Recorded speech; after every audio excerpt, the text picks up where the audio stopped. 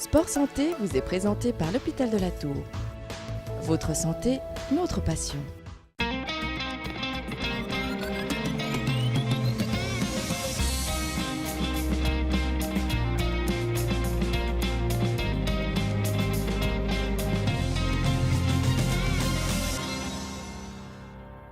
Salut à tous, bienvenue, merci d'être avec nous dans ce magazine Sport Santé. On s'intéresse aujourd'hui au dopage et plus précisément pour commencer, le docteur Souheil Sayegh va rebondir sur l'affaire Maria Sharapova. On s'en rappelle, Maria Sharapova qui avait été contrôlée positive. Explication tout de suite du docteur Souheil Sayegh.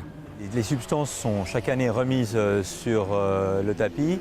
La WADA, l'Agence mondiale contre le dopage, donc chaque année remet la liste à neuf.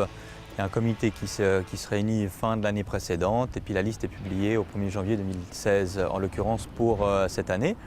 Et ce produit-là qui n'était pas interdit l'année passée mais qui faisait partie d'une année d'évaluation, de monitorage parce qu'il s'était rendu compte qu'il y avait beaucoup d'athlètes qui prenaient cette substance-là, à l'époque encore une fois en 2015 qui n'était pas interdite et se sont retrouvés en fait attrapés positifs en 2016. La grande naïveté vient du fait de ne pas se renseigner quant à la liste. Cette liste, elle existe, elle est publiée et il suffit de taper le nom du produit ou de la substance active et de se retrouver avec un rouge qui apparaît comme quoi il est interdit.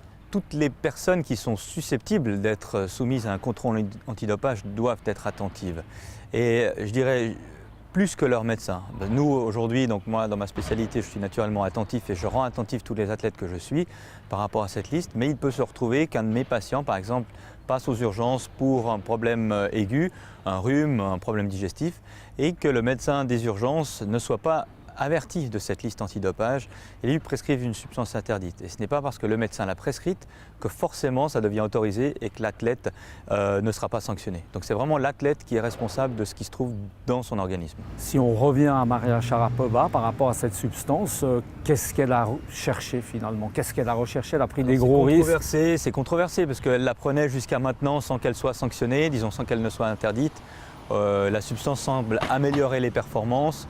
Donc, à quel niveau, sur le plan de l'oxygénation, sur le plan de la récupération, sur le plan de la dépense énergétique. Donc en fait, il est évident que si on se donne un avantage par rapport à un autre athlète, c'est la définition même du dopage. Donc là, ça mérite sanction, effectivement. Aujourd'hui, où en sommes-nous? Un passeport qui existe depuis maintenant quelques années. Alors aujourd'hui, la lutte, elle se fait bien. Alors on dit toujours qu'on a un temps de retard un petit peu sur les substances qui existent, sur les méthodes qui existent.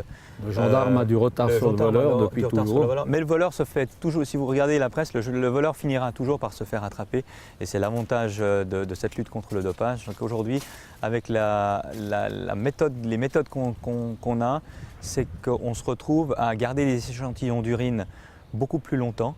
On se retrouve à pouvoir les sanctionner plus tard. Et c'est le gros progrès de cette lutte contre le dopage. C'est-à-dire qu'aujourd'hui, l'athlète qui gagne une course, finalement, si après 10 ans, on lui a pas retiré sa médaille, on peut considérer qu'il l'a gagnée. Vous, comment est-ce que vous la sentez cette année olympique par rapport justement au dopage? On va vers des jeux propres, super contrôlés. Alors on a eu Séoul qui a un peu tout cassé dans la naïveté médicale, sportive, athlétique en 88. Pourquoi ne pas voir en 2016 comme un nouveau départ d'une ère de propreté? Je ne suis pas naïf non plus, donc il faut être objectif. On va dire que c'est un essai de laver le linge sale en public et devant tout le monde et je trouve ça très bien parce que le spectateur doit savoir qu'on lutte pour la propreté du sport, ne serait-ce que pour l'éducation des enfants qui regardent ces disciplines-là et qui, si on veut leur donner l'exemple plus tard, on ne peut pas se permettre de laisser passer ce genre de comportement. Voilà, merci beaucoup en tout cas au docteur Souheil Sayegh pour ses explications sur le dopage. On se retrouve le mois prochain pour parler sport et santé. Portez-vous bien, à bientôt, ciao.